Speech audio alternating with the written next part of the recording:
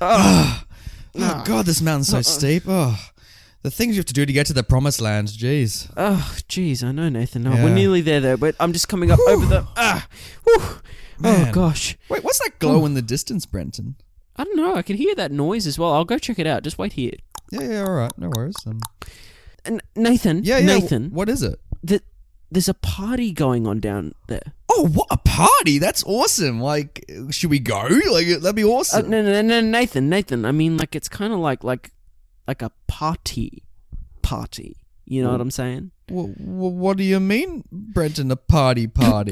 Just have a look. My poor Christian eyes can't handle it. What are they doing to that calf? I don't know, Nathan, but it's not part of God's plan. Oh.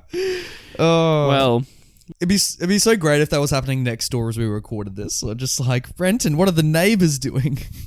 Well, let's have a peek. There's a party going on. Oh. I mean, imagine though they had like a huge golden calf and like my goodness. there was a woman strapped to it. There was many activips happening, and we were just like sinful activities happening around. Yeah, there, and we were just like, well, what? Why? You like walk into my home, like, Nathan, you won't believe what's going on next door. I'm like, oh, try living next to them. Honestly, just like every Friday night. Yeah, gosh. Welcome everyone. Welcome to Classic Movie Banter. That show where I, that dude Brenton, and that other dude Nathan, we talk about movies that are 20 years or older. 20 years, gosh. And that makes those films classics, hence the title Classic Movie Banter. And we talk about those films and we discuss whether they're still worth watching today. Do they? I mean, we talk amongst other things as well. I mean, that's why the banter is part of the title of this podcast. Throw a little bit of shit at each other, both metaphorically and literally sometimes. Yeah, literally. You guys don't get to see it, obviously, but I'm like a monkey. Come prepared. If Brenton says the wrong thing, I'll swing my own poop. You just wait. I bring like a Ziploc bag and I just like sit and wait for the right moment and then I just start tossing. You got this like human turns ready to go. It's just like, Brenton, where did that shit come from? I literally had my toilet uninstalled from my place, like, because I don't need it anymore. You rock up with the toilet, like you just kick down the front door and you're like, all right, I'm ready. I come in with a chamber pot and I'm just like, all right, buddy, let's go. You throw at me a DVD copy of Emerald City. I'm like, Brenton, that's not the shit. Hey, Nathan, this is the perfect segue to say, hey, we talk about these films whether they're worth watching or whether they're worth putting in Brenton's chamber pot. And they will live there for eternity. That would be great. Like when we rate films, we just say it's going to the chamber pot. And it's like it's going to the chamber pot. It's like it's going to the Chamber of Secrets, but you know, not as cool, and there's more shit. So that'd be great. Nathan, we're at episode 70. The big 70, man. We're frail old men at this point, almost like our protagonist. I mean, hey, man, like that's a bit of an allusion. If we'll allude, I guess, to what we're going to talk about today, because if the opening gag didn't give it away. Nathan, we're here to talk about that film, The 10 Commandments. The 10 Commandments, there we go. Which obviously must carry, some religious themes, given it's called The 10 Commandments, right, Brenton? I mean, why is that obvious? I don't know, Brenton. Frankly, I thought it was talking about the Banter Boys' 10 Commandments. The 10 Commandments we have for the show. Oh, I'm actually not aware of those. So would you care to elaborate? I set up the joke. I wasn't prepared to list 10 things, and now here I am. And I knew it as well. I called you on it. I'm going to do it. 1, never watch Cats. 2, never watch Emerald City. 3, have a divided opinion on The Castle. 4, you must kiss Willem Dafoe at the feet. 5, you need to see all 3 original Spider-Man films. 6, if you don't go on a tangent, it's probably not going to be a good episode. 7, make sure you like, comment, and subscribe to all of our outlets. What number up to? 8? 8. Shit on a beloved movie, because you're not going to be known as a good critic, apparently, if you don't. 9, insult Brenton at one point, and 10, insult Nathan even harder. There you go. There's our 10 commandments. Nathan, you're a legend. Like, thanks for rolling with that. Like, I do appreciate I'm like, fuck, I didn't want to go down this sled. That's why you get paid the big bucks. You know what I'm saying? Oh, like, all 3 of them. all 3 of them. Love it. Absolutely love it. I love it. But yeah, dude, 10 Commandments. What a movie, you know? After Chinatown, we're really going through the classics. Like, we're living up to what we said at Zhivago. We got to really hit those epics, right? Definitely. And I think what's good about this is because we're 70, we're like 70-year-old men, we're sitting around and we want to watch a classic film and we want to sit down and, you know, we can't really move much, so we want to sit in one place for 4 hours of our lives and just like stay and just stay in the one spot and just not move and enjoy a piece of entertainment. So hence why this film was selected, because us in our old frail age, we can't, you know, we're not as limber as we used to be, you know, we're not running around the streets of Sydney, you know, getting chicken burgers and, you know, well, we're still doing that, like, let's be honest, but you know, we're making the most of like Deliveroo and Uber Eats, you know what I'm saying? Like, we can't move. Fuck, like I can't be doing this anymore. I'm retired. Like, why are we still doing this podcast, man? Like, I'm too old for this shit. Brenton just like slowly as the episode progresses, he's like, wait, why am I here? He's just like, wait a minute, I can just get up and leave. Bye, guys. We'll be seeing you next week. But Brenton, before you go, you need to pitch to our listeners the movie The 10 Commandments. So, Nathan, before we started the episode today, I brought up something which I thought was actually kind of hilarious, and that was the fact that not too long ago, well, actually it was a fair few episodes ago, but that's not the point. Not too long ago, we reviewed another film that's 20 years old, and 20 years or older, and that is that classic animation, The Prince of Egypt. Which from memory, we did for episode 30, so only 40 episodes ago. Hey man, it wasn't. Hey man, time. I've got no concept of time anymore. I'm 70. No. So you know what's even weirder? For new listeners, they could like listen to Prince of Egypt and immediately listen to this as well. But you came up with the fun idea of just inserting my pitch for the Prince of Egypt into this episode for fun. Now, I don't know if we'll end up doing that in the edit because it could be hilarious, but if you decide to do it, now is the time. So, I'm going to start pitching now. Okay, and then we'll add another sound effect of a round of applause, followed by a woo, woo, woo, and then... But Brenton, if I don't do it for whatever reason... Exactly. So the applause stops, I take a deep breath... I exhale and I say, okay, Nathan, have you ever heard of the Bible? You've actually memorized the original pitch for Egypt. That's what's going on. Have I heard of the Bible? I think I have. I want to say yes. It's that free book that's in every hotel, isn't it? Yeah, mate. Do you carry one on you at all times? I wouldn't say... I do, frankly. What? I do. I lie. I do have a Bible app on my phone. I can't remember why, but I do. Actually, I do actually carry it on me. There you go. Wonderful. Oh, wonderful. So then that proceeds to the next question. You obviously know the story of Exodus. Yes, I've seen the amazing Ridley Scott film from 2014. Well, Nathan, the pitch is done because the 10 Commandments is the Exodus storyline from the Bible, my friend. Like how incredible. Okay, so imagine Brenton, since we're in the 50s, I want to say that I am I don't know. I live under a rock, quite literally, and I've never heard of the Exodus story. Who's in it? What's it about? What is the Red Sea, this geographical location? Firstly, and don't answer this question, are you Patrick Star? And secondly, secondly, I won't answer it. Secondly, Exodus follows the story of one Moses who is living his days in Egypt, but you know. I wonder if we'll remember the name Moses in this film. I wonder if they'll ever say his name. I'm not sure. I think it was hard to remember, to be honest. Hard to recall. I had to look it up. I had to open the ye old book and have a quick squiz. No, but Moses is born to a Hebrew family that are slaves, and Pharaoh.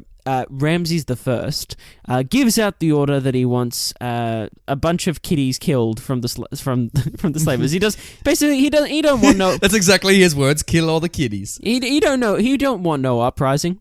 And so Moses' biological mother goes, oh shit, and decides to take her baby, put it in a basket, and do anything a normal parent would do, and just like fucking push it off into the river, you know, float it away. And by chance, that basket is then obtained by the Pharaoh's sister, who is she's not having any kitties, Nathan. It's very sad for her. No. And so she opens the basket and goes, "Fuck, this is my son now." And the reaction that any other human would have in that scenario. This is really funny to set up because like part of me is just gonna like tell the whole story now, but then the other part's like, no, I can't spoil it still for whatever reason. You can't spoil this thousands of years old story. Exactly. So what I'm gonna say is that Moses is then raised as a prince of Egypt alongside his brother Ramses II. And they have Ramses Jr. as they call him in the schoolyard. That's he's a naughty boy. Rammy Jr. he was. He was a bully from start to finish. Mate, he's the king of the crop in the preschool. You don't want to verse him at handball, he'll get you executed. Mate, you don't want to come across that kid in the sand pit. He'll fucking throw sand in your eyes. Like I'm gonna kick some dirt in your eye. So sorry, great reference. You got me. Oh, you got me good. Oh god, I'm not Topher Grace. All right, so let's continue. So basically they're raised alongside each other, and in this film they kind of interpret that relationship that there's like a kind of competitive relationship in the sense that who the fuck's going to be crowned pharaoh? Is it going to be, you know, Ramses the First's biological son or this Moses dude, you know? And so this film follows Moses on his journey through ancient Egypt. There you go. Okay, wow. You're really selling me on this story, Brenton. I like watching it all. Some religious figure going about. Oh, why Egypt. Is it called the 10 Commandments? You won't find out 10 minutes before this thing ends. So just... okay. Is it deliberate, like exactly 10 minutes before this thing ends? Like, did you look at the time code? I don't think so. I think it's around 15 minutes, if I'm being honest. Oh, okay. Yeah, before But they're like, well, we can't call it 15 Commandments because they're like... there's only 10. But they're like, people will round it up. Don't worry. It's all good. Or round it down, sorry, I should say, yeah. But round it up in the sense of like, because there's 10 minutes left of the film, so if there's 15 minutes left, you'd go up because then it's... Did I make any sense? Brenton, you do you, mate. Like... Okay, so now that terrible pitch is done... I like that pitch, Brenton. I mean, I appreciate that, I would, as a producer, I would give you some money to make this film, because who are you again? Who made this? Cecile, oh yeah, that's right. This is Cecile B. DeMille. You're like one of the founding fathers of cinema, mate. You're a big shot Hollywood director. Here's the thing: what I need, though, I know you're gonna give me some money, but I need to really splash some cash, man. I want to be using like thousands, you know, like thousands of like extras and actors and people like probably past the 10,000 mark, you know what I mean, of people, and I need some animals as well in there as well. Like I need everyone. Everyone's gonna be in this movie, dude. So like, wow, you gotta splash the cash. You know what I'm saying? That's okay. I'm Paramount or MGM or some fucking studio. I'll do it. I'll give you that money because hopefully this movie will make some money. I mean, I hope so too, because you know I'm kind of throwing all my eggs in one basket, if you know what I'm saying. Kind of, all right, yeah. Yeah. Anyway, so Nathan. Brenton, I want to start us off by making a disclaimer, which I think we did the same thing for Egypt for, is that we're going to talk about this movie, which is obviously based on a religious text or several religious texts, and we're going to talk about it as a movie, which means when we praise it like a movie, we praise it like a movie, and when we shit on it as a movie, we shit on it as a movie. So, are you saying that there's like going to be some plot holes or something in your review, and you're going to like point them out or something, and you know, mate, there's going to be some fucking plot crevasses in my discussion. Oh, radio. Well, I can't wait to get into it. So, Nathan, thanks for the disclaimer. It is warranted. I feel in this case. What do you think? Despite saying that, Brenton, I had a good time with this movie. You know what's weird, Nathan? Like, you know what's weird about what you just said is that... What is just weird about that? Because this movie has its issues. It's of its time. There's a bunch of white people that are playing, you know, characters in Egypt, and you know, who were literally painted orange. Literally painted orange, and there's problems with that. Obviously, that stick out like a sore thumb. You know, there's problems probably in terms of the length of the film, in terms of like, if you're going to just sit down and watch it in one go, you'd be like, yeah, well, it's a long watch or whatever, and you know. You go bonkers. There's also some like effects that probably don't hold up today, and we'll get to that. you respect it for the time it's made, but at the same moment, I feel kind of like, you know, the devil on my shoulders, like, you still had a good time. And it's true, man. Like Little Devil Cronker's right. Yeah, exactly. Like some stilted dialogue as well, some stilted performances, but like still, like, dude, like for a 4-hour epic, I was into it. Like, I thought it was good. Yeah, me too. And I was so ready for it to be shit. Me too. Like, I was so, especially after watching Prince of Egypt, because Prince of Egypt is like this like the succinct version of this story. Totally. And it's fun, and there's songs, and it's still like the same shit. Yeah, dude. But with this one, it's like, it's funny we did Prince of Egypt before this one, because I'm like, this works so much better live action. Yeah. I was like, this story, seeing like this, like the epic scale of it, I'm like, fuck yeah. I was so getting around it, and like, I was so blatantly surprised how like good the pacing was for a 4-hour film.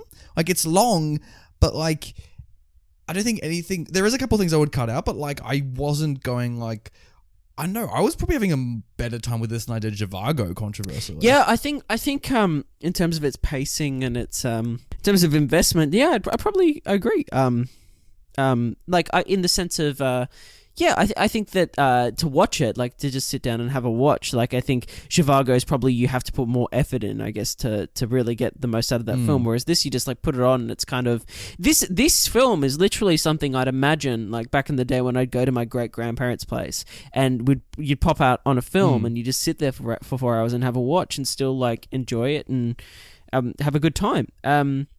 To continue on that point, though, I was questioning myself when this film finished. I wasn't sure how I felt about it, because I was like, as I said, like the devil on my shoulder was like, but you still had a good time. There's all these issues with it. But on top of that, like, and then I was thinking, is it because like out of all the biblical stories that exist, I'd say Exodus is probably my fave. Like, it's probably the best, because it's the one where like God is like batshit insane.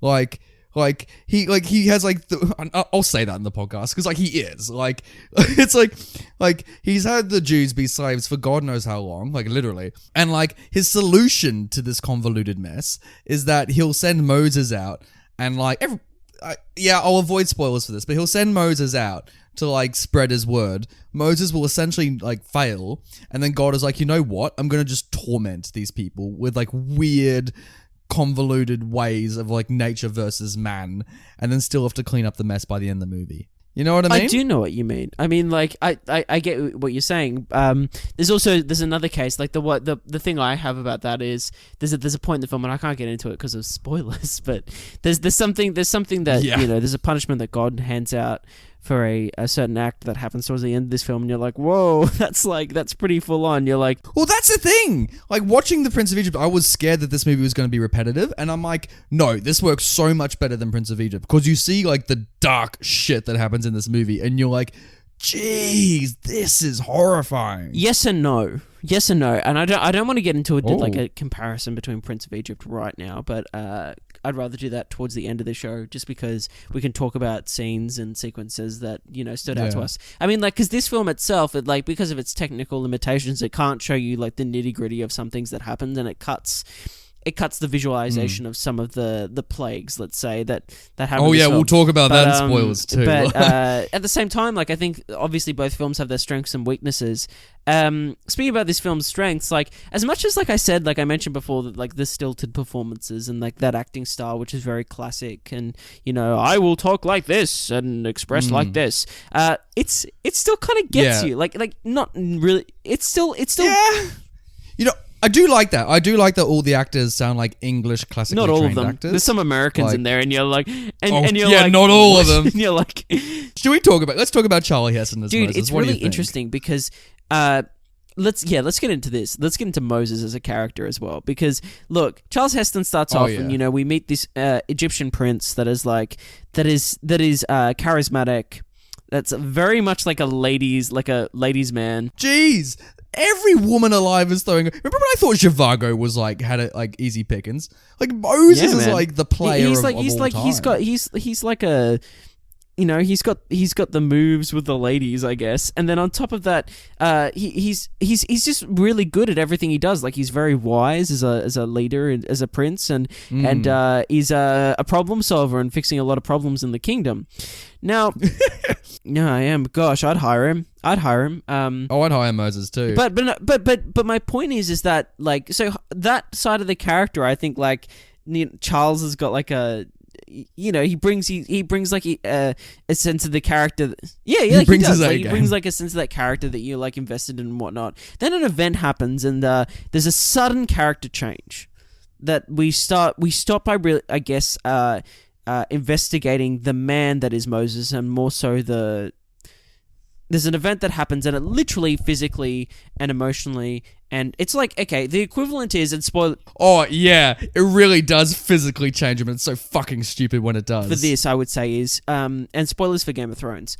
If you were watching Game of Thrones and you were invested in the Bran storyline for whatever reason, and you were really into it and you really liked his character or whatever, and then there's an episode in that where there's a sudden shift, there's this event that happens, and there's a sudden shift from it, and he's suddenly like this new, different person that is like, and there's no remnants of what he once was. That's what happens to Moses in this film at a point. And so he becomes this very stoic... It's like a completely different character, essentially. Like, it's almost like God going from Old Testament to New Testament.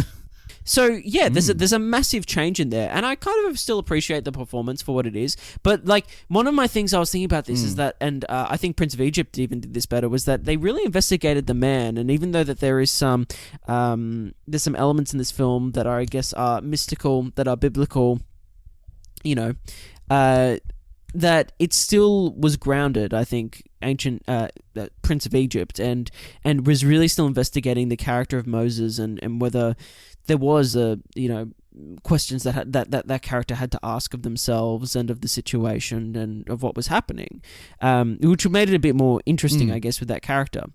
But in saying that, it's still again entertaining and interesting, I guess, to watch. So I do like what they did with him. Like, I don't know. I still think that he's like way too perfect in this movie. Like, there's no tension for the man, essentially. I guess because you know the story so well that you know what's going to happen. So I wasn't really holding my breath for Moses at any point. So, like, I think what made the movie rob of its tension for me is because I watched Hail Caesar. And, like, I know how these movies were made. And as they're all standing there in the fucking, like, in the courtrooms and they're watching, like, you know, the king talk to the pharaoh, the pharaoh talk to Moses and that kind of shit. Like, I just can't help but think of, like, how, you know, studio this all looks. You know, it looks as though we're literally standing on a film set that they've built Egypt. Like, there's barely any camera movement. Like, it looks as though, like, we're looking across a sound stage. I guess I get what you're saying, but at the same time, there's still a majesty and a kind of...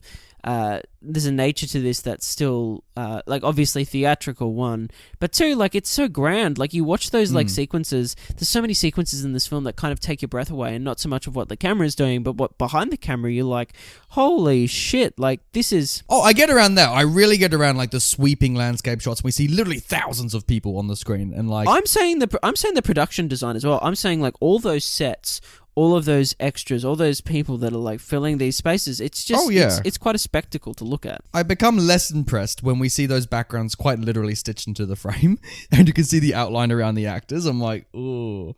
Yeah, again, like, going back to those effects and whatnot, this is like, this would have to be, it's a use of, obviously, like, green screen, blue screen to, like, that they're using, and then you can, I know, so it's crazy, but hey, for the time, people would have been fucking blown, like, their minds would have been blown. But watching this today, you're like, it sticks out like a sore thumb, those moments, especially because there's literally a scene in this where it will show one side of the shot basically is there's a conversation happening between two characters, and it'll show one side and this one character, and the background is stitched in, like the landscape's stitched in, and then it goes back to the other person that's on location, obviously, and it's just got the landscape behind them. And so it's so obvious, isn't it? Like, well, that's just a bit distracting in that sense. So I agree with that as well. Yeah, it's at the same time, though, like, I another criticism I guess I have for the film, and it's not a huge one, but in terms of the soundtrack, the score for this film, I find it a little bit derivative and boring almost.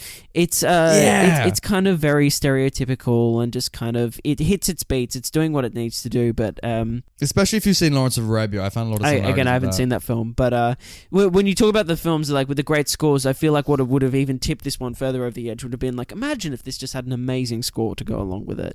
It would have been amazing. Like, it would have been great. It would have been distracting, and like, especially when you see those landscape shots, I'm like, fuck yeah, this is what I wanted. Like, another disclaimer I have with the film is that I'm really kind of sad I didn't watch this, I guess, in a cinema or like on the biggest screen I could find, because to disclaim to the audience, I watched this on my iPad, you know, and I still, like I said, I still enjoyed the film, but like I was thinking a lot of the time, I was like, man, like I wish I could just throw this on like a huge screen, like just sit in the cinema and watch this.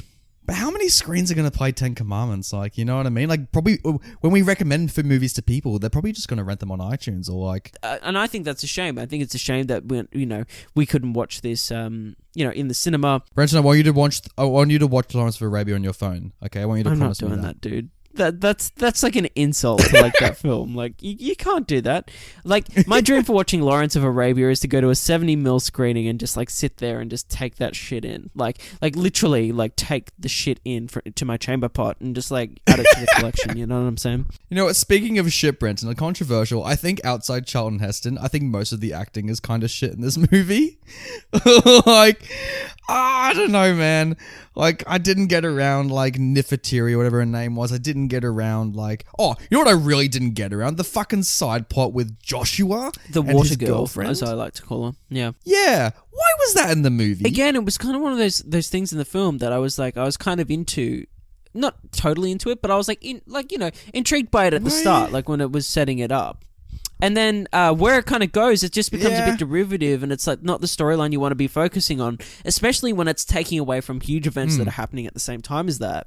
And we go back. It's just like you could cut that shit out. And honestly, it doesn't impact the story that much. And also, the antagonists from that story, I fucking hate them. That was, I didn't enjoy that character totally as well. Again. Also because his name is way too similar to mine.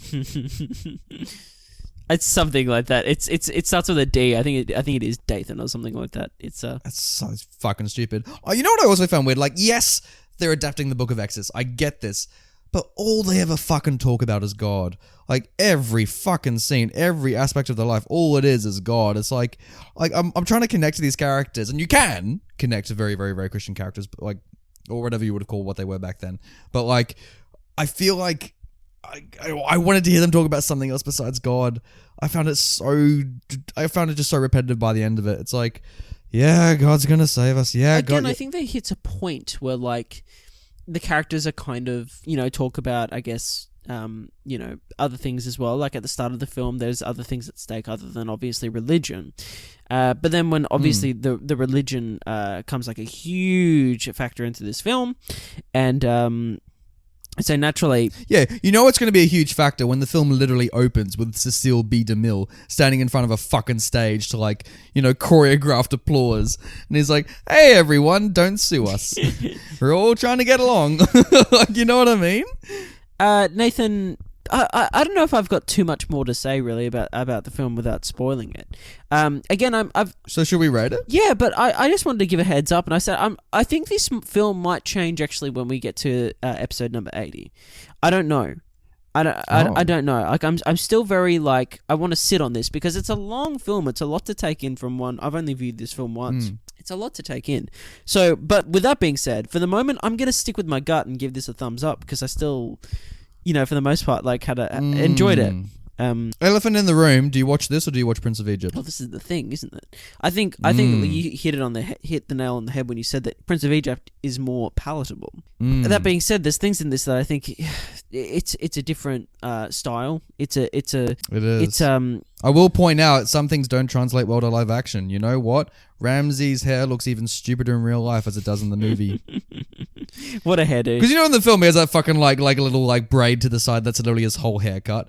In live action, that shit looks fucking abysmal. Nathan, I was trying to think of other hairdos that have been like bad haircuts on the show, and then I just had the image of Don Cheadle. Okay, imagine Don Cheadle with the same facial expression, but with Ramsey's haircut. Would that not be the best photo? It would break the internet, Nathan. Nathan, I'm so glad we found like that was our what steals this film from the episode on Boogie Nights, because that is it's genuinely incredible and hilarious. Like it sticks with you. I want to look up those show notes right now and have a look at that shot again because it's like I remember like seeing it for the first time and just like rolling over and just like laughing my absolute head off. Jesus. Oh, it's so good. Nathan, but we're not here to talk about Boogie Nights. Oh, I wish. Oh. So Nathan, what do you think your rating is going to be today? I don't know, man. I enjoyed it. I enjoyed it because I couldn't take this shit seriously. You know what? I really couldn't take. It's funny because the film takes itself so seriously, but I was just laughing. The whole really? Time. I'm like, oh, sorry. Like I didn't realize that. So you couldn't take it seriously at all. Like I don't know. I'm just like Charlton Heston. Like I can't take him seriously as Moses, and I'm just like, he's just like, oh, I'm all important. I'm delivering God's message. I'm like, oh, it's just Charlton Heston just doing what he always does. You know, I gotta be the messenger of God. You know, just Dude, would we put this on would you put the 10 Commandments on a fucking Thursday night? I wouldn't. I'd probably put on Prince of Egypt. I feel like people, I don't know, unless you're like Prince of Egypt super fans, then watch this movie. I guess if you're Bible super fans, then watch this movie. No, I think there's still enough in this to enjoy it for what it is. I don't know if you put it on. That's true. I don't know if you put it on a Thursday night. I think this is more of like a Sunday afternoon film. Oh, this is a Sunday, full day affair. This is like, watch the first act, lunch in the act break, then watch it in the afternoon. I don't know. I was reading and passing it to the people. A lot of people do this for their Easter movie. So wow, right. People really love watching this over Easter. I don't know. I think this could be a fun family film. I don't know. But yeah, even if you're not religious, I'd say there's something to get out of it. I like it, Brenton, because this completes our list of the top 10 highest grossing films of all time, adjusted for inflation. Wonderful. It's so you and I've seen all 10 now, so yeah. Like E.T.'s up there, and I don't know what else is up there, Avengers and all that kind of shit. So, yeah, I think that alone shows it's popular. But does it hold up in 2019? It actually does. I was expecting it to be a lot worse. So, on that principle alone, for it not being as shit as it could have been, my thumb is up. Cool, man. Glad to hear it. So, Nathan, without further ado, let's get into the spoilers. Spoiling this movie, spoiling the 10 Commandments, even though you should know them, yeah. Do you actually know any of the 10 Commandments? Well, it's like, thou shalt not kill, thou shalt not, commit adultery, It's funny because they say them in the film as well. Like, do they say all of them, or was it some of them? I can't remember. Yeah, I think they do, and they break it up. I can't remember because we kept cutting back to the orgy scene. So, I really do you want to just jump into that scene? Like, what a random fucking moment. Like, what the fuck is going on with this movie? Because okay, there's so much to unpack here with this, for a couple of reasons. Because the whole fucking film is built upon Moses emancipating the Hebrews and going to the promised land, and he does so many fucking magic tricks to prove that he's the messenger of God, and God he's doing all the normal shit that God does, and he parts the sea, whatever the fuck it is, he does the whole shebang. And they finally get there, and Moses is like, okay, I'm going to go up to a fucking mountain and buy everyone. And he goes up, and after everything that happens in the movie, they have the fucking nerve to go, oh, maybe he isn't the messenger of God. And they're like, oh, maybe he isn't the guy. And all of them turn on him in a second. This happens a few points. That actually happens a few points in the film. There's 2 points that everyone nearly stones him, and then this happens. Yeah, what the fuck? So the first one is, and this is after he's done miracles. Yeah, the first one, it's he arrives back and he has his first initial meetings with Ramses II, and then Ramses says, they're to make bricks without straw, I think it is, and then that message gets out to the people, and then they try to stone him, and he's saved from that scenario. But then the next time it happens is literally before he calls down the pillar of flame, and before he parts the sea.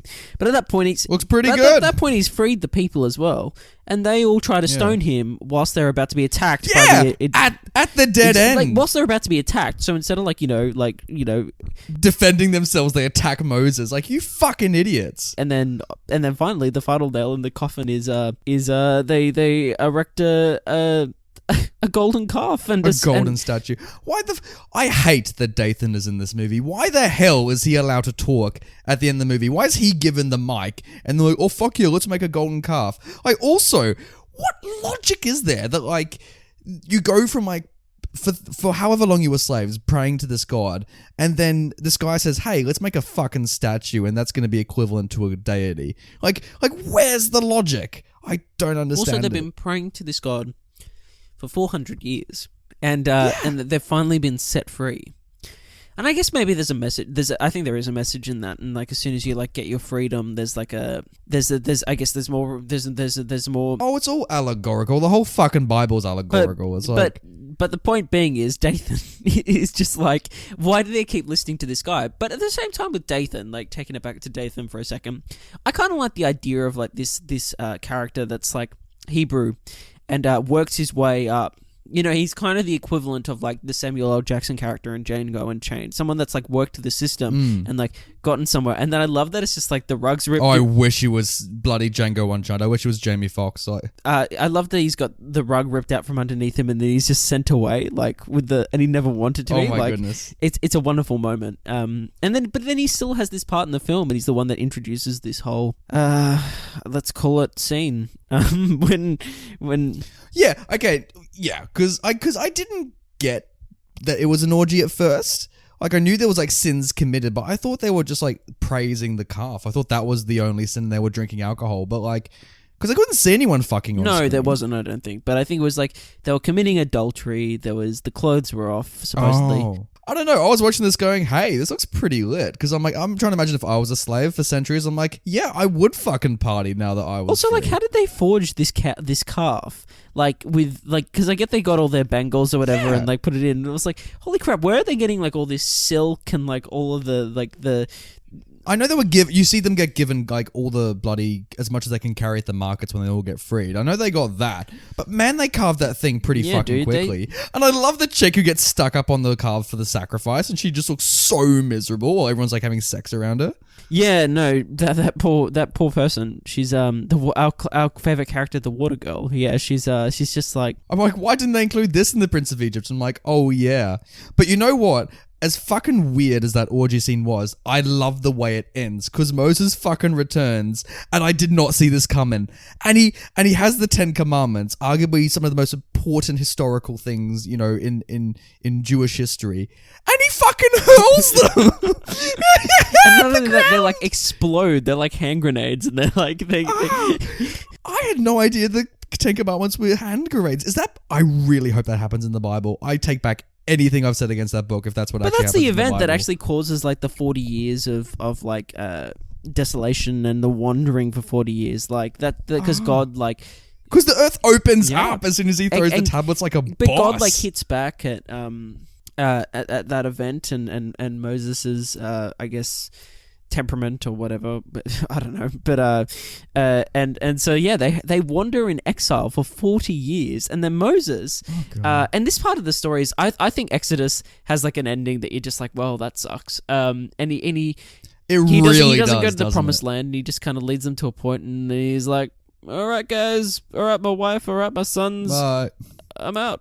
Bye.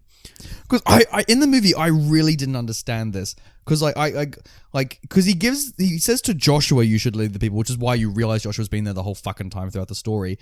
And my first thought was like, wait a minute, isn't Joshua the same age as Moses? Because I thought Moses was just too old, and we'll get to why he looks too old soon.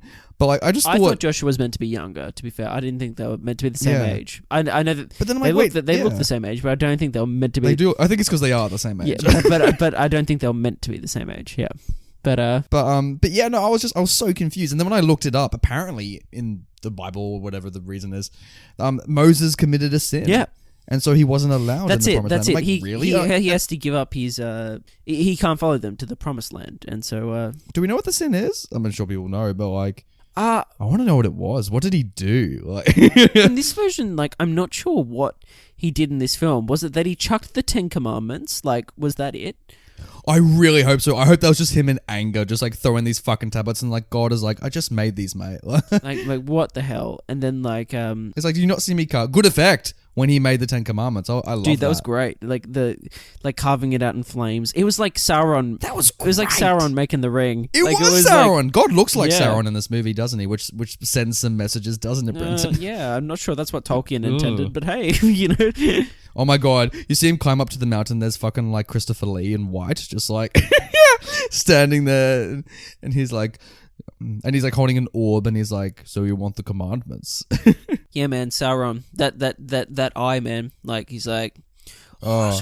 You cut to the orgy scene and suddenly like Sauron falls from the sky, like, and lands on like the calf.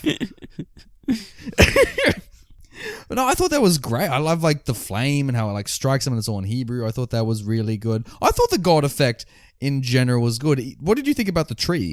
Look, I thought it was all great. The only part I thought with like the effects for God and flames, I guess, the only part that looked a bit naff was when the pillar of flame comes down to block off the cavalry charge from the chariots. Yeah. That was the only bit that was like a bit, you know. Hey, speaking of which, we haven't spoken about Ramses II and that performance as well. Oh my goodness. And Nefertiri, mate, who do you want to start off Nefertiri, with? because I didn't mind her. I thought she was an interesting arc in the sense of the story because she's a little bit thirsty, isn't she, Brenton? you could call her that, I guess. Someone would you would definitely use that description. I did just then. But yes. I don't know. Like I thought she was like obviously because there's kind of a I don't know if it is love at the start. I guess it's like a lustful will between the two of them at the start, and but she like fights. Like she's a very dark character in the sense that like she just like kills that slave off a whim. Like she gets like a half a piece of information, that slave's dead, and then on top of that, oh, she's such an idiot as well, isn't she? God, she's so fucking dumb because like she can't hold a secret for shit. Like the following scene, she immediately tells Moses what the secret was. And also she just didn't pick up like the blanket, like the Hebrew blanket that was on the floor. Like what an idiot! Like she probably did improvise killing that lady, but it's just like. But it's so interesting, like towards the end of this film, that like she's obviously like so unhappy with that situation with Ramses II that she doesn't even like. It's implied that she doesn't even love her own child. But on top of that, she kind of becomes this Lady Macbeth type figure that is like, doesn't she though? Like, there's probably inspiration from Lady Macbeth from the Bible. Oh, Shakespeare's just watching like a copy of like Prince of Egypt. He's like, Nefertiri. But yeah, it's like this character is just kind of like, and unfortunately towards the end, like that becomes Ramses II's undoing as it's presented in this film, which I don't totally buy because I don't know if Ramses II needed that impetus to be like, oh yeah, I'm not gonna let my people go because she told me not to, or whatever. Or I'm going to go kill Moses because she told me to. I think there was enough there that he could do it on his own elision. But I appreciated that she's still in the film, and I don't mind her performance. Ramses II, on the other hand, I like in Prince of Egypt, and I think this way in the Exodus film with that great film with Christian Bale and Joel Edgerton. But I like it that there is more of like a connection between the two brothers and that like there is something at stake when that relationship falls apart. I also love how the film really dislikes him from the start. Like that's what I mean. The film positions him as pointless. Like the father's like, you can't do shit. You can't even build a fucking city. And then he's like, but then Moses, and Moses is like the greatest human that ever lived. Totally. Yeah, I just would have appreciated not so much that Ramses like it would have been cool. Like I think it's in Prince of Egypt. He's presented as a great warrior, but not a great thinker, and not a great strategist, or not a man of the people, and not someone that could necessarily lead. But I didn't love in this one that it's from the start. He's like, I'm gonna fuck Moses over, and I'm gonna like lie about him and do all this shit. No, he doesn't need to do anything to fuck Moses over. Like really, like Moses gets exiled of his own undoing. Yeah, but I think it just makes him a bit more of a villain as opposed to.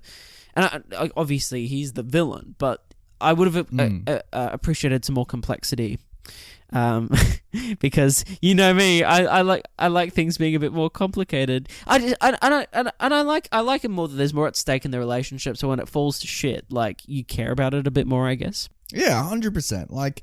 I don't know, I didn't find it believable when, like, Ramses and Moses have all their fucking meetings. Like, how close Moses is allowed to be next to Ramses. Like, Moses just waltzes into the castle or the palace so many fucking times. And, like, no one bats an eye. And, like... And the guards let him basically stand right next to Ramses. Like, he could have a knife on him. He could stab the king. Like, my justification for that was obviously I think there was enough trust there. Like, I don't know if it was trust or whatever. Like, it was when he was getting super close, didn't make as much sense. But I think like the justification for allowing Moses to even stay alive is one, Nefertiri is a big factor of keeping Moses alive through this whole thing with her. It's true. With persuading Ramses II, but also like. I think it's more interesting again if there's like a constant threat on the back of Ramses II's shoulder. If he does execute this man, like there could be a serious revolt amongst the slaves. Yeah, he knows. He says himself, like, we're not going to make him a martyr. Like, he's going to stay alive. Like, I completely agree with that. And I love that, like, you see Ramses break down with every single punishment that Moses delivers to him. And it's amazing. Like, one punishment I didn't take seriously, Brenton, was when the staff turned to a snake. Oh, I for the time I loved that, dude. Like, I was so into it. Did you really? I was like, wow, like that's really great because obviously that happens, and I was like, the effect is good. The effect holds up surprisingly, which I was like, yeah. It was more so the event itself. Because the staff turns to a snake, and I immediately thought we were seeing a scene from the Dueling Club from Chamber of Secrets. I was waiting for Ramses to be like Saya Hasieth or some shit like that. What's the line that Malfoy says? Because Harry says "you wish," but what's the no scared Potter, you wish. Oh my god, if they said that, like, Ramses like scared Moses, and then Moses is like, you wish, and he fucking drops the staff into the snake. Like, but the best thing is that, like, his, like, Ramses' assistants come out with their own staffs. They also turn to snakes, which I don't know how they explain that, but sure. And then, like, the snakes proceed to have this big battle, but then Cecile B. DeMille just cuts to, like, the crowd's reactions, and we never see the battle. I love that too. I love that there's, like, a narration going, oh, that snake is eating the other two snakes. Oh, dear. And it's, like, because obviously you can't show like some student film level you see, shit. You see, like, Moses' snake, like, kind of, like, I guess, like, bend its head down towards, like, one of the other snakes, like, awkwardly. Like, and it's lethargically, like, just, like, totally, and it just, like, cuts straight away to, oh, dear, like... oh, it ate both snakes. It's like, oh, that's so fucking stupid. And then his son, like, kicks the staff, like... Oh, that's the best part! I gotta talk about that as well. Like, if I'm gonna critique things, honestly, in this film, like, the child actors, all of them, are not even close. When you saw that kid's corpse, like, I don't think you were weeping, were you, Brenton? Like, no, it was more like, actually, that was funny you mentioned that, because there's a scene where Ramses places him on the statue of, I can't remember which god it was, actually. Or some god. It might have been Anubis, actually, but I'm not sure. From memory. Brenton, the Egyptologist here, he's taking off his fedora and, like, his scarf because he's just come from Cairo. But so the father puts him down and the kid, like, removes his arm, like the dead kid. Oh my like, god! Really, I didn't even see that. But there was that. There was also so stupid. The kid playing the little girl at the start of the film, the sister. In the stilted dialogue, you're just like, oh, and Moses' son as well. I was just like, he was the worst, actually. I think Moses' son. Oh, he was the worst. Jesus. Oh, that is something we should talk about, because one, Moses' actual wife is so hot. Like, good lord. I was like, Moses, you did well, even though you left batshit crazy Nefertiti. And then two, like, I love the whole fucking sequence where Moses stumbles upon these women in the desert, and they're all thirsty for him, like all six of them, and he's having none of it. he's just there to, like, be a good bloke and be a shepherd, and these girls are fighting over him. And they literally, there's a weird dance sequence where they all vie for his attention, and the father's like, which one will you sleep with? Like, it's so fucking weird.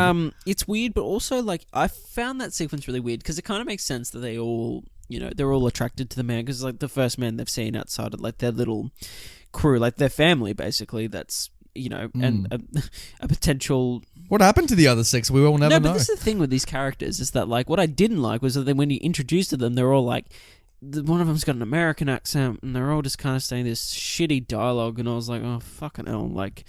You know, I did appreciate the character of his wife. I liked that she, I guess, you know, well, she got a scene. Let's say that, like, she got she got a, like, the actress is flipping through a page and she's like, I get one scene. This is good. By the way, like, when she says goodbye to Moses at the end, that's also quite kind of funny. That she's like, I'll stay with you, and he's like, no, it's all good, babe. And then she's like, okay, buddy. And then, like, they just fucking leave each other, because the other thing with that character is that she gets sent away by Nefertiri, and I was like, well, they're gone.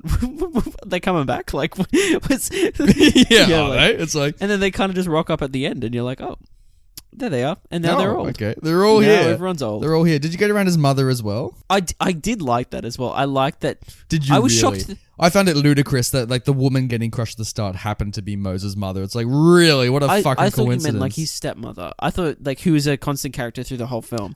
Oh. His biological mother. No, I mean, like, his actual mother, who's like, I cannot lie in my eyes. It's like, bitch, you'll lie if it gets you all this money. It's like, come on.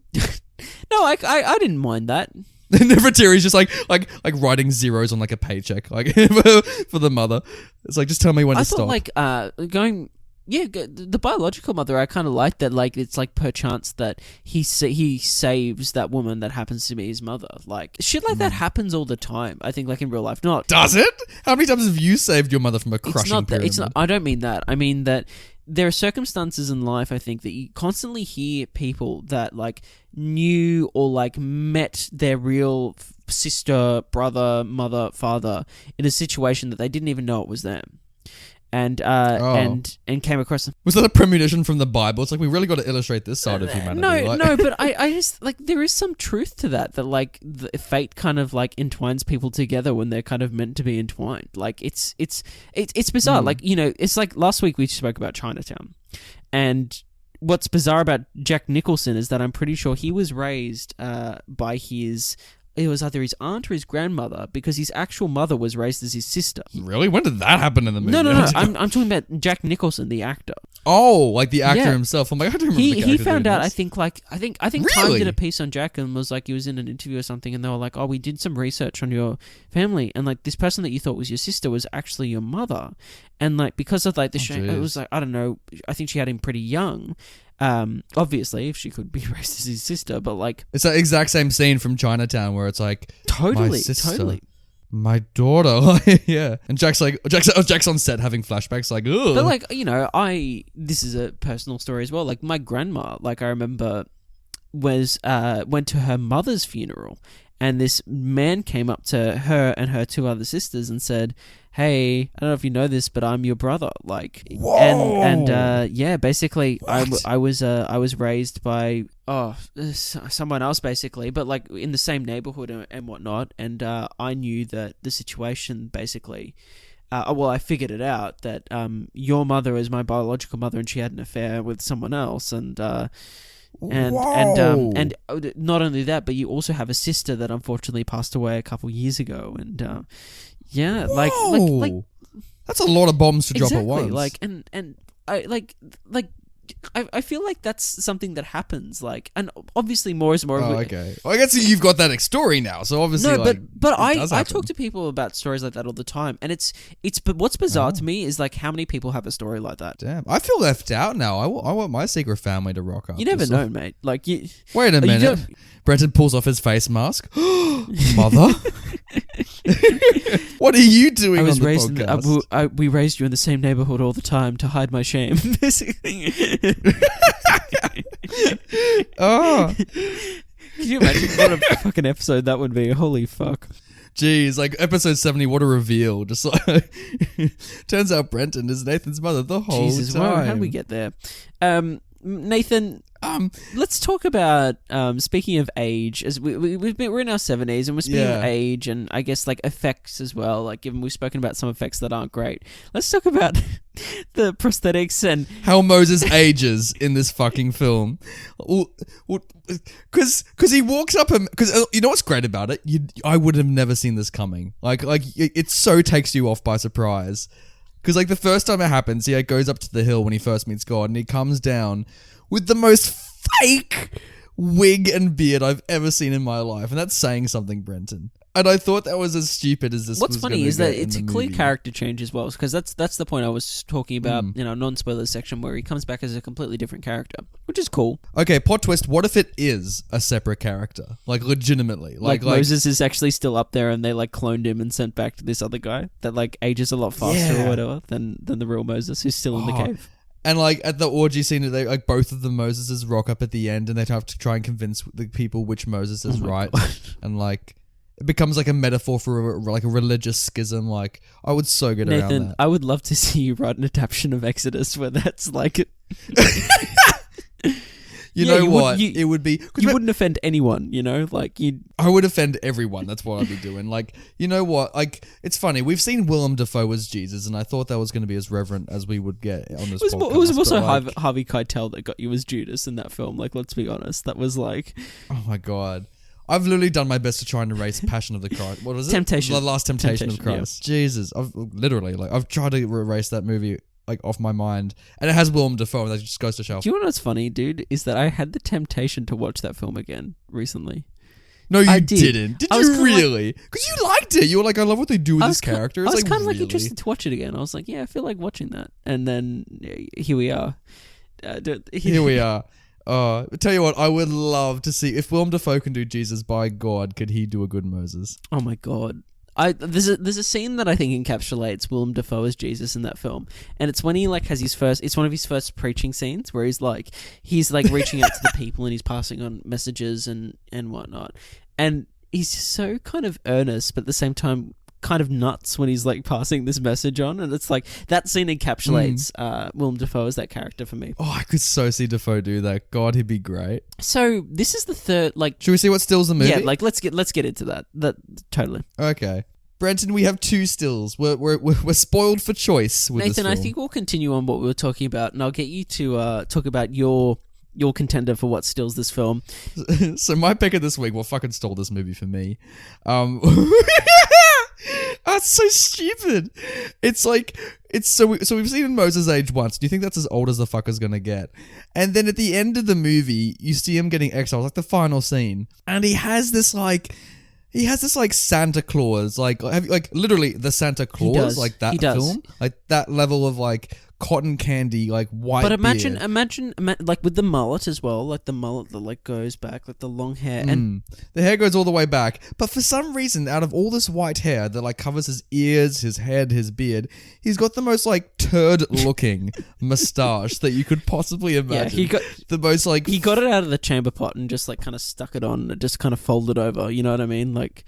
It's just, but his eyebrows are the same color as well, and there's no like, from what I can see, like there's no like wrinkles or anything. It's just like this hair.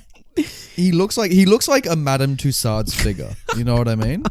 Like I looked at this and I was scared the whole film I wasn't gonna like have something that would steal this movie, and I saw this and I'm like, this is the worst shit I've ever seen. Nathan, this is the last scene of the film. This is what you're left with as well. Like, I resigned and I conceded with this. Oh, hilarious. Oh man, Brenton, what stole this movie for you? Nathan, I chose something that I thought really encapsulated the film for me. Much more elegant. Fuck, this just shows the difference between you and me, doesn't it? Like. Oh, by the way, these both live on YouTube if you want to see these photos. Yeah. Go see our little thumbnail there, or just go check out our YouTube page. That's where we put up our stills. This kind of encapsulates the film for me, and it's kind of what I was saying before in terms of its like epic scale. So, Nathan, there's a scene in this film where Pharaoh comes to interrogate Moses because Ramses II has like said some bullshit about Moses, and that he's like actually gonna like is building an insurrection and building an army amongst the slaves, and he's gonna like take him over. And then Pharaoh rocks up and is like, "What the fuck's going on?" The fire rises. Yeah, like Moses is all like, "Well, no, that's not the case. Look at all this shit I'm doing," and he like literally like erects this monument whilst they're like there, and There's this wide shot of like this monument that like kind of like is going up the hill, and you see the thousands of slaves pushing it up the hills, and it like folds into place, and like that's all obviously like fake in the background. You'd hope. But what's amazing about this is you just look at the scale of like this and how epic the scale of this shot is, and there's so much happening. There's so many people in this shot, and it just kind of for me is very impressive in capturing one, ancient Egypt, but two, just. Look at all that, man. Like you just think like logistically how much prep this one shot had to get into it. Like you would have rocked up on set at like 4 a.m. and like they wouldn't have started shooting till like midday just to get it all lined up, and it's like you're just looking at it and you're like, this isn't possible. Like this isn't even real. Like, but it is. It's like it's. But it is. And you know it's real because it's so old. So you know they can't CGI this shit. So like it makes you go, wow, they really did this. It blows my mind. Yeah. So this shot for me really encapsulated the film. There's a few others that were similar to it. But for me, yeah, like it's not so much the beauty of this shot, which there is, but it's like the intricacy of like translating everything that's happening in this scene, which is a big, I guess it's not a huge moment in the film, but it is, I guess, in a way. It's a plot point and it kind of shows you this, but like with all this effort for this one little moment is just amazing. Yeah. I kind of wish this moment happened and then it was followed by Moses like turning to Ramses and just giving him the bird. Nathan, again, you should write an adaptation of Exodus. Like I'll just write some like Seth Rogen version of just like some R-rated comedy of the Exodus, which I guess I can see why it hasn't been made because of the fucking protests that people would do for it. But like, it should happen. Nathan, you might be the man to make this happen. It might be your passion project. Because like Monty Python had a good crack at the Bible. Life of and Brian, like, yeah. Oh yeah. Life of Brian shits on this movie, but like I would love to see like a real, just like no holding back, like a real like messy comedy about this. Nathan, that's all well and good, but I've just got a question for you. What's that question? How did they make this making movie magic? Yeah, Nathan, it feels so good to sing that again, dude. Like I can tell you missed it. You've been waiting now 2 weeks to sing. Like I opened the door tonight and you started bursting into song. I'm like, hold it. Nathan, I'm gonna kick us off this week. Great. This is just because I know I can see the glee in your eye I know as you're you about love to tell this fact. the character of Nefertiri in this film. Oh, I think I know this fact, and it's the best fucking fact ever. So, is it something to do with her name? Yes, Brenton? yes. So Cecile B. DeMille was afraid people would make some jokes about this character's name because in histories, so in history the name is actually Nefertiti. And Cecile B. DeMille was afraid people would make boob jokes. So subsequently they changed the name to Nefertiri because I guess for marketing people didn't want to be like, talking about her Nefertitis. But yeah, so there you go. And I can see why people would, Brenton. Oh really? You could see that? Yeah, I mean, I've already made that joke. Like, people are walking out of the film going, "Oh, but did you see her Nefertitis?" And everyone's like, "Hoo, hoo, hoo, hoo." The 50s. The 50s. Nathan, do you have a fact? Yeah, I can build onto that actually. Because I knew a little bit about that fact, and I found out that that it's actually more accurate to call the factor Nefertiri, because that was what they used initially in the ancient texts. And it actually translates to beautiful. Hey, there you go, man. But do you want to know how Charlton Heston won the role? I'd love to know. Oh, mate, you're going to love this. So Charlton Heston, he previously worked with Cecile B. DeMille. You know, they made The Greatest Show on Earth. But what actually won him the part was not nepotism, Brenton. It's not what you'd think. He won the part of Moses after he impressed DeMille with his knowledge of ancient Egypt. I guess that's the first thing you look for when you're casting Moses, you know. So he didn't do an audition. I like to think that he just sat down with Cecile B. DeMille and he just like spurted off 20 fun facts about ancient Egypt. And then Cecile B. DeMille was like, great, you've got the part. You're Moses. You're my Moses. And he was like, oh, right. He knows who Ra is. Like, oh, Thoth, my favorite. Yeah, let's keep going. Yeah. Another fact I have is that when Yul Brynner was told he would be playing the Pharaoh Ramses II opposite Charlton Heston's Moses, and that he would be shirtless for a majority of the film, he began a rigorous weightlifting program because he didn't want to be physically overshadowed by Heston. This would explain his buffer than normal physique during The King and I, the film he made just after this one. Heston would later submit that Brynner gave the best performance in the film. It was all because of those abs. Yeah, man. It's funny because if this movie was made today, I could imagine every fucking male cast member would be ripped for this movie. Like for some reason, Moses would have it'd be like Exodus, Gods of Egypt. I was gonna say that actually happened already. Yeah, exactly. Jeez. Brenton, do you know that there's a long-standing rumor that Fidel Castro was in this movie? What? As who? So in Hollywood, there's no one knows this for certain, but there's like a really circulated rumor that Fidel Castro, before he was the dictator of Cuba, was an extra playing an Egyptian soldier. I mean, bizarre, because that leads me on to my next fact, is that it's a distinct possibility because there were at least 14,000 extras and 15,000 animals that were used in this film. Jeez. Oh, that's right. Isn't there a scene where like the people and the animals are all walking through the parted Red Sea, and then like the fucking ducks are like waddling through it too, and they almost get run over? Yeah, dude. There's a scene as well when they're like the Exodus scene happens when they're leaving Egypt, and there's the guy that's like on his knees like praying or praising, and there's ducks just like kind of like run into him as they're like on their way. That's hilarious. Great. Those ducks, if we knew about them in our animals list, they would have made it, wouldn't they, Brenton? I know.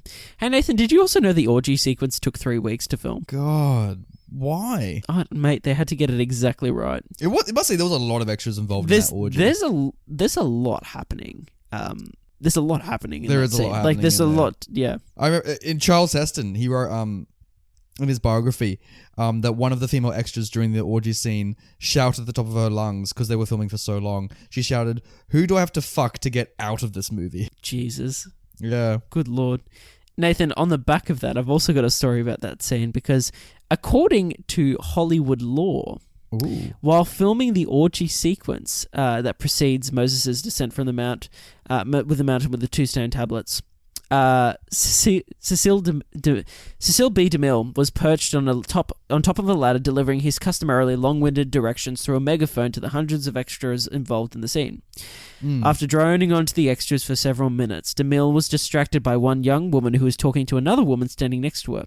DeMille stopped his speech and directed everyone's attention to the young woman and said, "Here."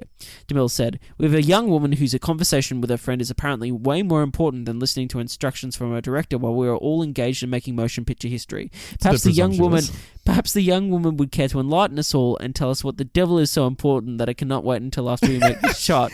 He did what a high school teacher does when someone's talking in class. It's like, oh, Totally. do you want to share with the whole fucking class? So after an embarrassed pause, the young woman spoke up and boldly confessed, "I was just saying to my friend here that I was wondering when that bald-headed old farter's gonna call lunch."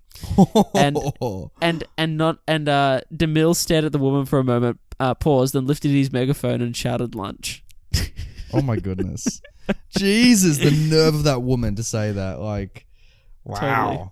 Oh, fantastic. I love that Cecile was just like, fuck it, let's just have lunch. Like, obviously no one wants to be here. It's like... Yeah, man. Oh, I love it, mate. Well, should we... Hey, Let's look at this film's poster, Brenton. Oh, let's have a look at it. Okay, Nathan, I got to talk about this poster for 2 seconds. That's what the segment's for, buddy. Because one, the greatest event in motion picture history. Again, that's a bit presumptuous, but the point is that, do you know, there's a certain poster we've already reviewed on this podcast that I think is a little bit similar to this one. Do you know what it is? What would it be, Brenton? Have you seen the poster for Rocky 2? I have seen the poster for Rocky 2, Brenton. And oh boy. Give you the vibes, like, of that? I would... Oh, could you imagine there's a scene in this movie where the two of them just punch it out? like it ends with them in a boxing ring and the fucking music plays and they just have a big old battle. This is literally like a boxing poster. Like, it is a boxing poster. Moses versus Ramses II. Like, here we go. Like, I would so watch that movie, by the way. Like, 100%. In saying that, though, Nathan, I don't know if this is the best poster for this film. I don't think so either. Like, it's Charles Heston and Ramses just looking at each other very, very sternly, and it already spoils the grey hair for Charles Heston, Charlton Heston, which I'm not a big fan of, and like, I don't know, it's all red and yellow. Like, it's kind of bland. Like, not much is going on in it. Nathan, how would you fix the poster? Okay, here's what I'd do, Brenton. What I'd do is that I'd have one. Everyone knows he parts the Red Sea. Like, that's not a spoiler. Everyone fucking knows it. So I would have him parting the Red Sea, and then as he does it, you see him like turn around to the camera and give a cheeky little wink as he does. And you're not really sure what they're doing with this, Moses, but you're intrigued, and it's and it's your grey haired Charlton Heston just like, ooh.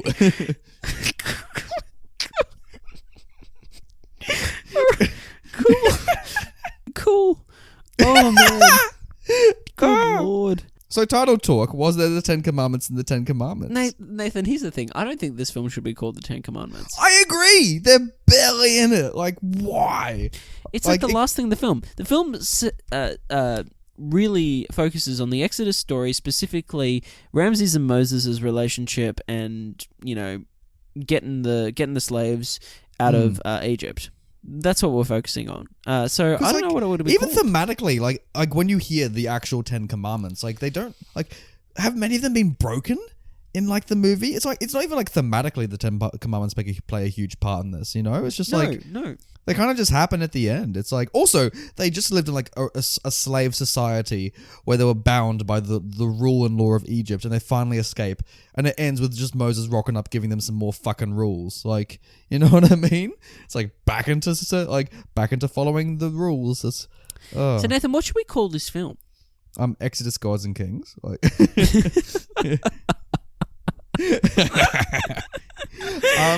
Well, we can't use. Here's the thing. This has been adapted so many fucking times, so like all the good titles have been taken. I think you nailed it on the head with the poster. I think we should just call it like Moses versus Ramses. Sure, I'm down with that. I think it works perfectly well, and I think it actually does. Well, wait. What about what do they keep calling Moses? They call him like what's the title of like the myth of like this person that's gonna save them? The one who will unite the people, like the yeah, but what they use they use a specific word. The deliverer. Oh, the deliverer. Oh, that'd be great. He just rocks up with like a FedEx box, and you just. It's like the prequel to Castaway, like. That'd be great. Oh, if here's Wilson, just like fucking showing us with like a volleyball, like. Oh man, hey Nathan, we've had some fun here, and God's shown His power and His might in this film, but I want to pass the power to the people. Let's pass it to the people. The power. Passing it to the people, and tell you what, these people. They're giving all the thumbs up because the audience score is at 87 and the critic score is at 97. So whoa, that's a lot. Good God, keep it down. Whoa, oh my God. But Jonathan like 97 Rosenbaum from the Chicago Reader says, with a running time of nearly 4 hours, Cecil B. DeMille's last feature and most extravagant blockbuster is full of the absurdities and vulgarities one expects. But it isn't boring for a minute. Yeah, dude, that nailed it on the fucking head, dude. That's like that because it was said by a professional critic. Well, it's got all these things that are absurd, vulgarities. I don't know what was really vulgar in the film, but I guess the orgy scene, yeah, sure. But it isn't boring for a minute. Like, and I agree. No. Like, I was surprised at how. I kind of got bored when they were being. This is gonna sound real bad. I kind of got bored when they were being set free. It's like a good 20 minutes of them just all walking about, like. Yeah, but dude, like, that's what we're building to, so, like, I get it. But, I don't know, I just get that. Like, I was so shocked at how entertained I was by this film. Like, there was not a moment that I was like, oh, like, I'm really, like, I want to turn this off. Like, you know what I mean? And I was gripped at moments, Brenton. Absolutely gripped. I watched this thing. I didn't watch it in 2 sittings as well. I watched it, like, the whole way through. I smacked it out, yeah. Mate, I'm impressed with you. Well done. I'm Thanks, also Nathan. impressed with Ken Hank from Mountain Express, who gave it 3 out of 5 and wrote big, hokey, and unintentionally funny. I'm not alone. He must have like a poster of that still that you picked up on his wall as well. Just, oh my goodness. Like every day he just gets up in the morning and just goes. I kind of want to stroke Charlton Heston's beard, to be honest with you. Like, it looks very soft and fluffy. It does, but it also, I reckon there's a lot of wax and shit in there, man. Ooh. I reckon if you try to like, it's because he is literally a Madame Tussauds. I hope he is. I wonder if imagine Charlton Heston, like, he gets made a statue of Madame Tussauds, and that's what they fucking choose. I reckon if you try to stroke his beard, you'd like your fingers would get stuck, and you'd have to like amputate, like to you know what I mean? Like, yuck. It's funny because on the Gold Coast we do have that wax museum. I'm gonna ask them if like we can get one of those Charlton Heston ones installed. Yeah, but specifically him at the end of 10 Commandments. They'll be like, why does the public need this? And you say, excuse me, why don't the public need this? You know what I'm saying? Like, that's a very good point. Simon D, 1.5 stars. Not as preachy as I thought it would be, but at over 3.5 hours long. It's hard work to get through. It's a classic epic with some dodgy graphics, but it was the 50s after all, so fair enough. I mean, yeah, not bad. Like, I don't know. I agree that it's not as preachy. I do think it could have been a lot more like... I mean, it is still very self-praisal of Moses, but like, at the end of the day, it's not like saying, and now you must live by the commandments. It's just like, here's a guy who just rose up and... Yeah. Carol H. says, an overlong and overrated movie. Overrated? I don't think anyone's hyping it up too much these days. Like, I don't know. Overlong? Yeah, I'll give it that, but not too overlong. No, yeah.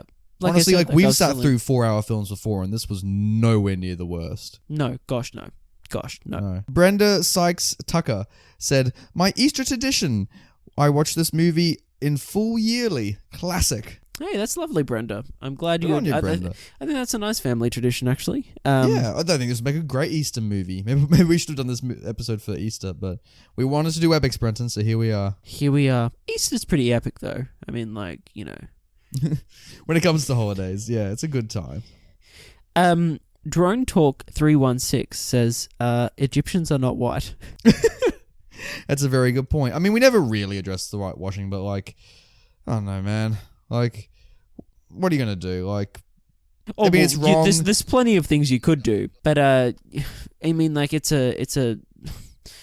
I hate to use the phrase that it's a you know, it's because of its time, but it kind of is. You know what I mean? And there are people of color. There are people of color in the film, but again, not at the rate that like you need them and to tell this story properly. You know, one of these days we're gonna get like an Exodus like film, like translation to film that's gonna have actors that are the right nationality playing those roles, and it's going to be historically accurate for the time. And, historically with the biggest air quotes around it.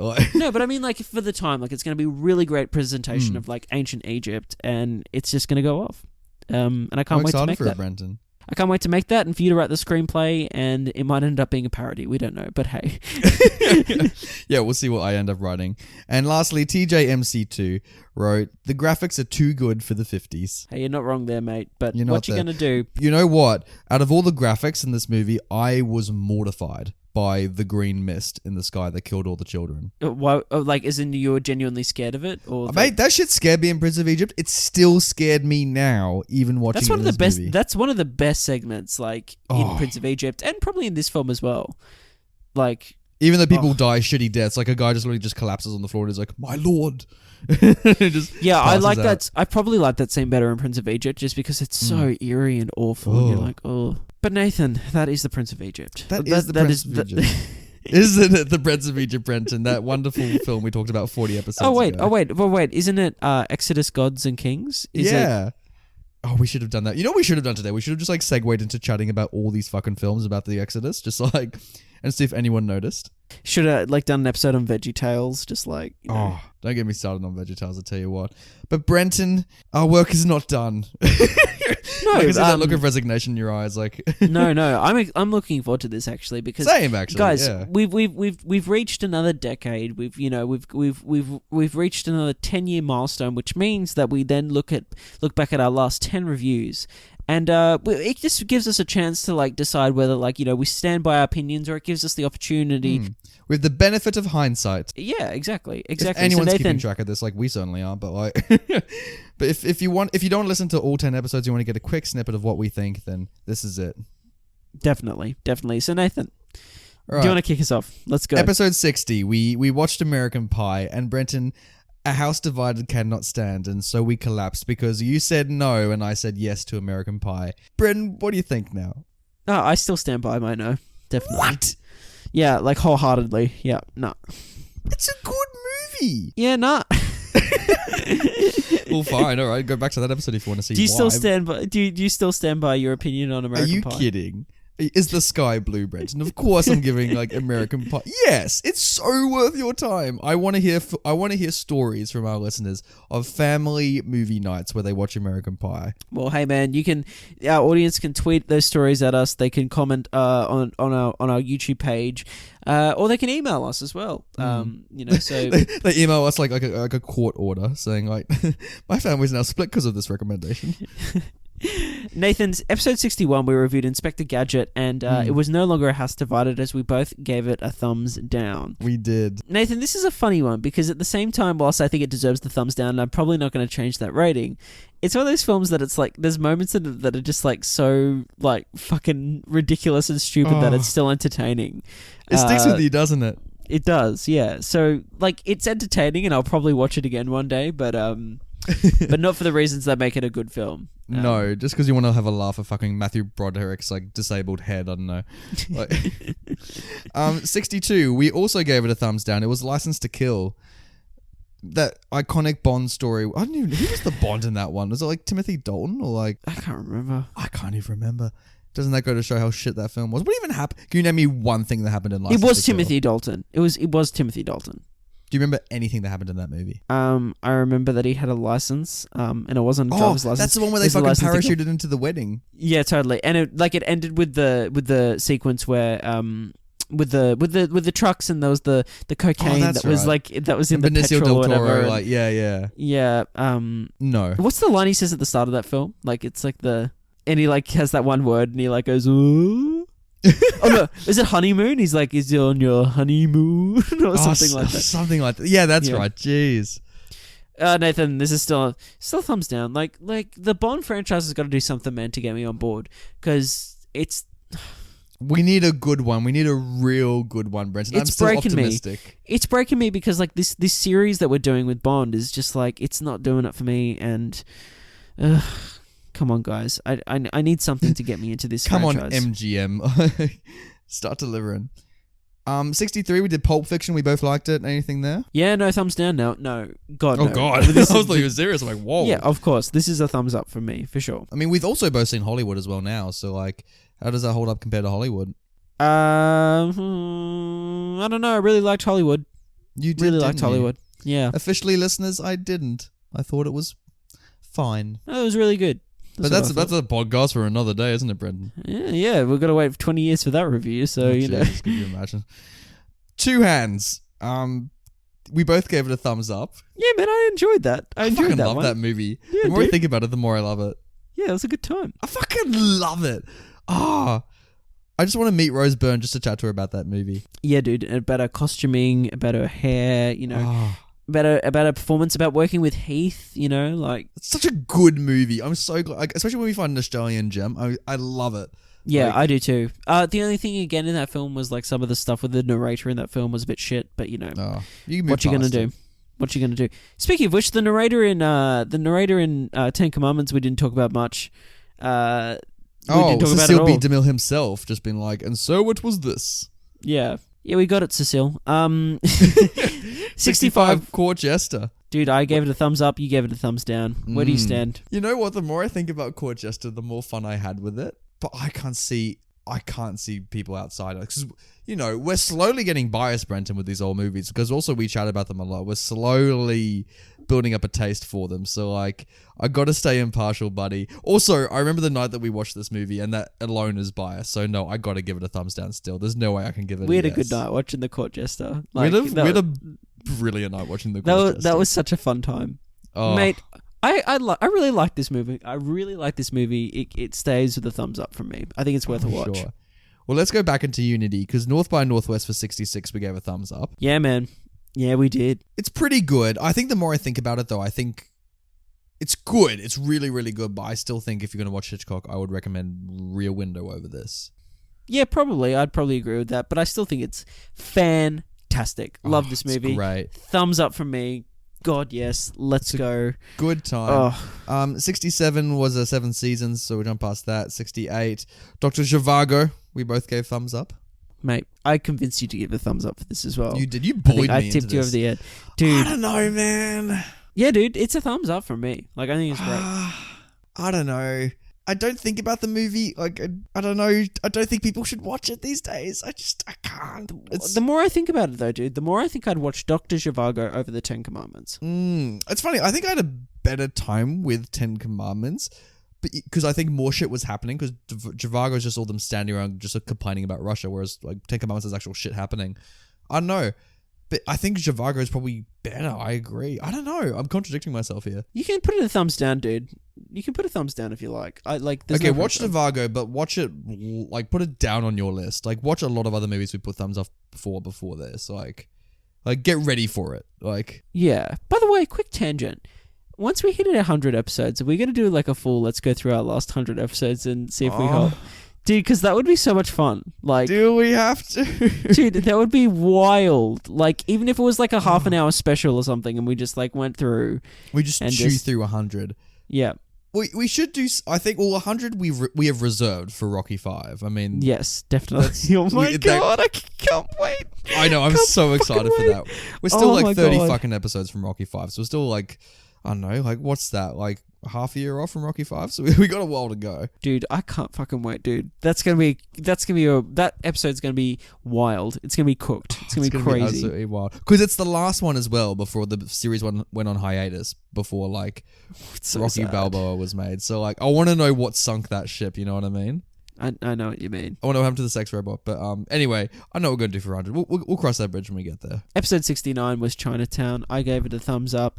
You gave it a thumbs down because I'm not sure why you did that, but hey, that's your opinion. But that's your opinion, man. Are you going to change your rating, Brenton? Mate, I like this movie the more and more I think about it. I can't...